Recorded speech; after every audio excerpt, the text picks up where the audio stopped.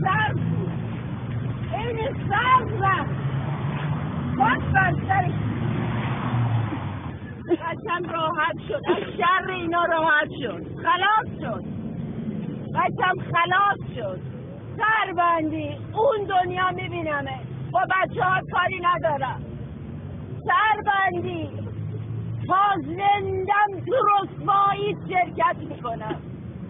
سربندی مرتضای سربندی تا زندم تو رسوایی شرکت میکنم.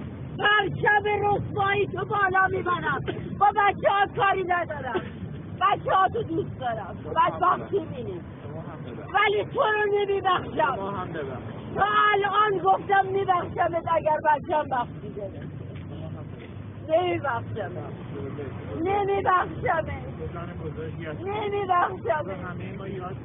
نمیتونم محمد، نمیتونم.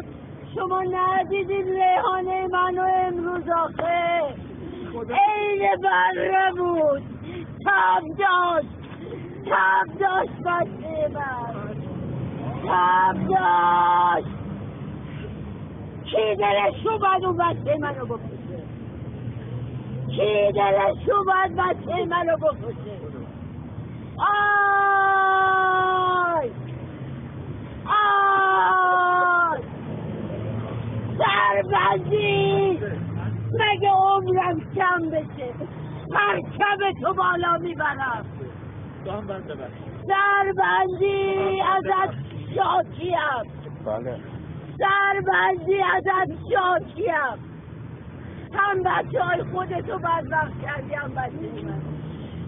ازت شاکیم، خدا از تو هم شاکیم، خدا از تو هم شاکیم. بچه اون آمبولانس پس میهانی این خبر بود باید تصمیم بریم بیدیم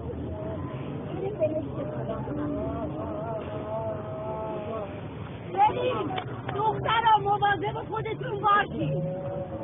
خواستن بهتون تجاوز کنن اجازه بدید، وگرنه اینطوری میشه مادرتون پیر میشه، باباتون لاغون میشه، بعدش هم میکشنه. آفرین سربندی ها، آفرین سربندی ها، آفرین، مبارکه